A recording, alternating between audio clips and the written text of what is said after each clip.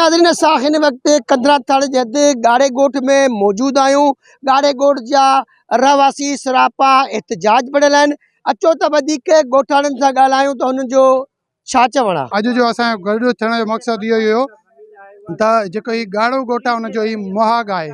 असां मुख़्तलिफ़ जेके बि आफ़तूं आयूं आहिनि, जेके बि डिज़ास्टर आया आहिनि, जेके बि ॿोॾूं आयूं आहिनि, गुज़िरियल 2022 जी बरसातुनि बि जेका असां ते पाणी आयो ॻोठ में, असां लॾे करे अची हिते वेठा हुआसीं।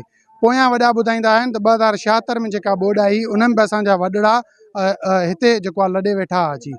सो असां सां जेके मुख़्तलिफ़ वक़्तनि ते इन्हनि जे तरफ़ां नाइंसाफ़ियूं कयूं थियूं वञनि, असांजो इहो ई मुतालबो आहे त हुकूमत पाकिस्तान खां, प्रेसिडेंट आसिफ ज़रदारी साहब खां, Pakistan peoples party chairman Bilawal Bhutto Zardari sahab खां, असांजे तक जो MNA जेको हर वक़्तु असांजो हर मुश्किलनि में मदद कंदो आयो आहे, शायदि खुर्शीद अहमद शाह साहब, ऐं हिन वक़्तु स्पीकर सिंध असेंबली ऐं असांजे तक जो MPA सैयद अवैस कादिर शाह साहब, उन्हनि खे इहो ई मुतालबो आहे असांजो त ही जेके असां ते कब्ज़ा खोर कूड़ियूं रजिस्ट्रियूं खणी ऐं उन्हनि रजिस्ट्रियुनि जी मां तव्हांखे पहिरियों ॿुधायो त हद जेका आहे उहा सखर ताईं आहे। सखर खां रजिस्ट्रियुनि जा पहिरां जेके कूड़ा दस्तावेज़ आहिनि ॿाहिरि कोन पिया वञनि, उन्हनि जी इंक्वायरी करे ऐं असांजी हिननि मां कब्ज़ा खोरनि मां असांजी जान छॾाई वञे। 7 पीढ़ियुनि खां वठी हे मुहाग असांजा आहिनि। मुंहिंजी हिन वक़्तु 70 साल उमिरि आहे। इन में 55 साल मुंहिंजी हिन पहाड़ में आई आहे। हे मुहाग जाली खाता ऐं रजिस्ट्रियूं कूड़ियूं, असां ते FIR कूड़ियूं, केस जी जाइ ते माना अहिड़ो ज़ुल्म कयो अथई। रोज़ पुलिस मस्जिद न पियो ठहण ॾे, ऐं साईं के जाॾे वञु माना क़ब्रस्तान ॾे त ओॾे ते सभु असांजा आहिनि।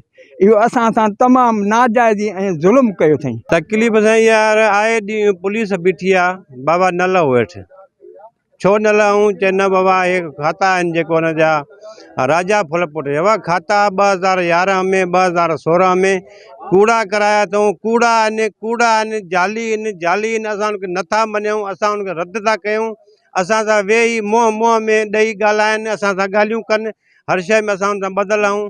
ऐं असां जेको आहे सो कमिश्नर साहब खे बि अर्ज़ु आहे, DC साहब खे अर्ज़ु आहे त उहे उन्हनि जी इंक्वायरी कराइनि सरज़मीन ते, उते न ऑफिस में, न ऑफिस में असां मुतमिन न थींदासीं। ऐं हिते अची सरज़मीन ॾिसनि त हिन जी ज़मीन कहिड़ी आहे, आबाद आहे, गैर आबाद आहे, छा थो निकिरे हितां। असांजो उन्हनि खां वसवारनि खे इहो अर्ज़ु आहे त असांजी उमिरि जे लाइ जान छॾाइनि ख़ुदारा। कंहिं बि जागीरदार जे धमकियुनि ऐं उनजे जेके बि हरकतूं आहिनि उन खां असां नथा ड्रियूं।